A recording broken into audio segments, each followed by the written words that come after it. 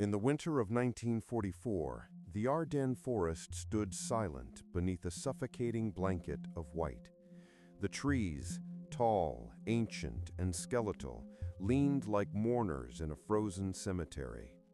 Snow muffled every sound except the distant growl of artillery rolling like thunder across the hills.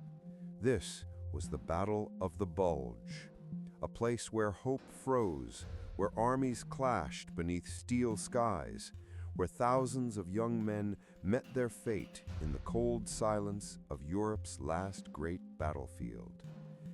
But from inside this hell emerged a story no one expected, a story that would sleep in silence for 3 decades, until a single letter awakened it. A story of 2 enemies and a promise stronger than war.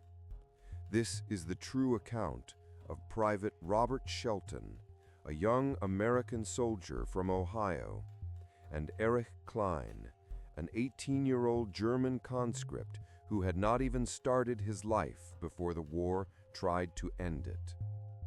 2 men, raised to fight each other, finding humanity on a night when death surrounded them on all sides. Tonight, you will hear their journey, exactly as the survivors remembered it, exactly as the war recorded it in silence. Let us begin. Robert Shelton was 23 when he entered the war. Not a fighter, not a hero, just a quiet young man who liked taking photographs, who carried a small notebook of sketches and letters from home, and who dreamed of marrying a girl named Mary once the war was over. He was the kind of man who always held doors open, who apologized when someone bumped into him, who never raised his voice. War doesn't choose its soldiers, it simply consumes them. When Robert landed in Europe with the 99th Infantry Division, he carried with him the simple hope that he would do his duty and return home with his humanity intact. But war had other plans. On the morning of December 16, 1944, a thick fog curled through the Ardennes. The cold was sharp enough to crack lips, freeze fingers, stiffen breath. Robert walked with a small patrol, 11 men, sent to scout a quiet forest path. It was supposed to be uneventful, just another cold march, another day closer to going home. But at 9:30, the forest erupted. Artillery shells exploded in the treetops, raining splinters like shrapnel. Machine guns tore through the snow. Men shouted, scrambled, fell. The German offensive, the largest they had mounted since the beginning of the war, had begun.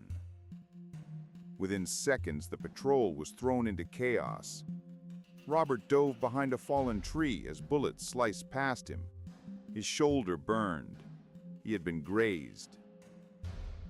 In the confusion, he saw his sergeant fall, saw another man dragged into the fog, saw the forest swallow the only familiar faces he had left.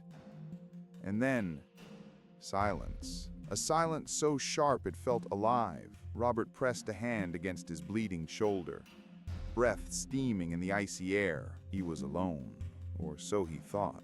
Just when he prepared to crawl toward friendly lines, he heard something. Not a branch, not a rifle, a voice. Soft, weak, human. At first he thought it was one of his own men. He forced himself through the snow toward the sound, heart pounding, ready for anything. But what he found was not an American soldier. It was a boy. A German soldier, no older than 18, lying on his back in the snow, hands clutching his stomach, blood seeping through torn fabric. The boy's lips trembled. His breathing was ragged. He whispered, "Bitte, nicht schießen. Please, don't shoot." Robert froze. This was the enemy. The very enemy who had ambushed his patrol, the enemy who had killed his friends. His training told him one thing, his conscience whispered another. And then he noticed something lying beside the boy, a tiny wooden heart carved by hand. On it, in German, were the words, "Komm zurück," come back home. A message from a mother to her son. The war around him vanished. The uniforms, the fear, the indoctrination, all dissolved. Robert saw not an enemy, but a terrified child who wanted to live. And in that moment, he made a choice. Robert kneeled beside the boy. His name tag read, Klein, Erich. He was pale, so pale that his freckles seemed painted on. His eyes flickered between desperation and disbelief as Robert tore a strip from his own uniform to press onto the wound. Erich whispered again, voice weaker.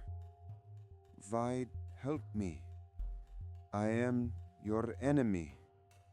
Robert answered simply, "Not tonight." The cold deepened. The forest darkened. Snow began to fall in thick sheets. If they stayed where they were, they would freeze to death before dawn. With his injured arm screaming in pain, Robert grabbed Erich by the collar and dragged him, inch by inch, across the snow. Branches whipped his face, blood dripped down his sleeve, but he didn't stop. At last, he spotted a small rock hollow, a shallow cave beneath a broken ridge. He pushed Erich inside and collapsed beside him. Night arrived. The temperature fell below freezing.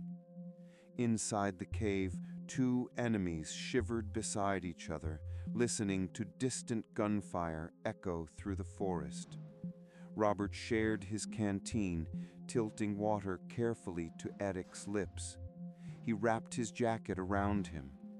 He kept him awake, shaking him every few minutes, whispering, "Don't fall asleep, not now, not here." In the dark, Erich muttered fragments about his mother, about his sister, about his fear of disappointing his father, his dreams of becoming a carpenter. Two enemies, two strangers, finding the last fragments of their humanity in a frozen cave while the world outside burned. At dawn, Robert heard footsteps. American footsteps. A patrol approached the cave, cautious, armed, fingers on triggers. When they saw Erich, not dead but protected, they raised their rifles instantly. One soldier demanded, "Step away, Shelton, we'll take care of him." Robert stood between them and the wounded boy. "No," he said, "I gave him my word." The men argued. The officer hesitated. Finally, after a tense pause, the order came, "Fine, he's a prisoner of war, not a corpse."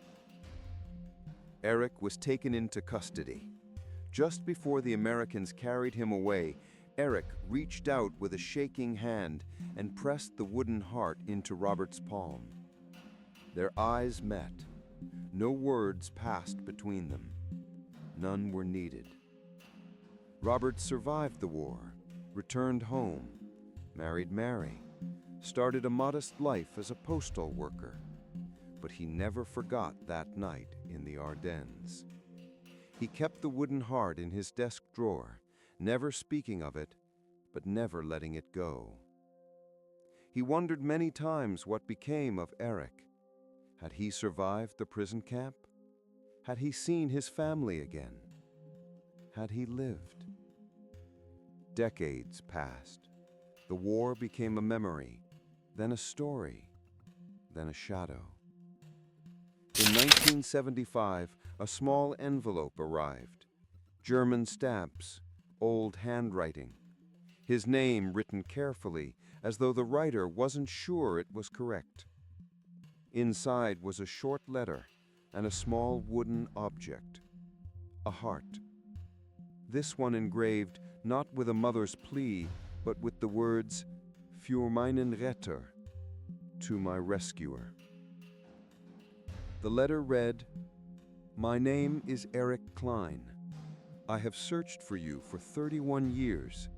I am alive because of you, and so are my children. If you are willing, I would like to meet the man who saved my life." Robert's hands shook as he held the letter.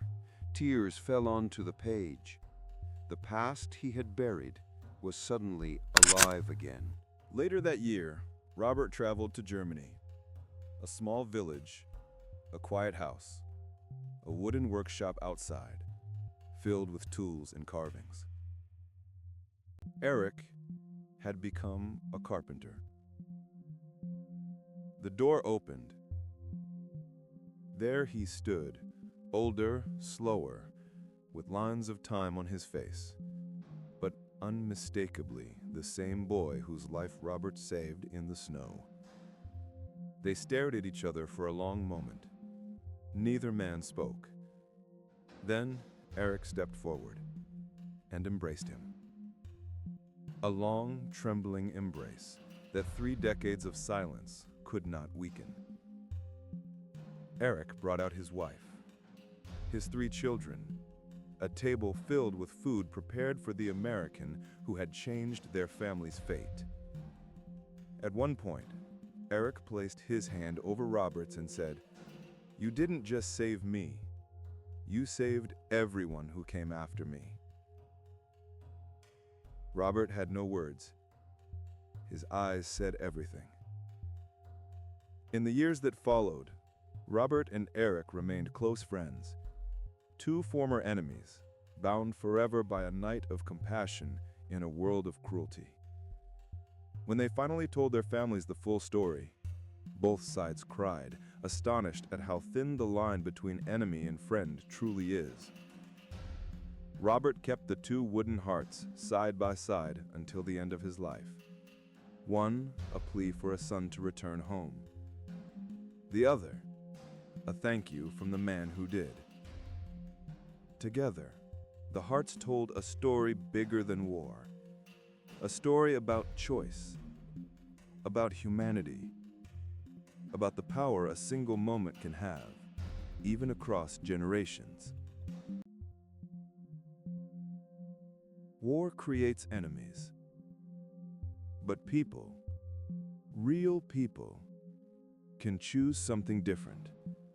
On a frozen night in 1944, with death on every side, 2 young men made a choice that defied the very logic of war.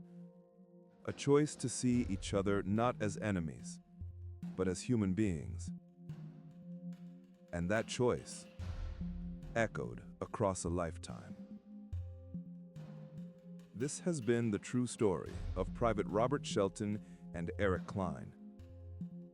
A reminder that even in humanity's darkest hours, a single act of compassion can light a flame strong enough to outlive the war that tried to extinguish it.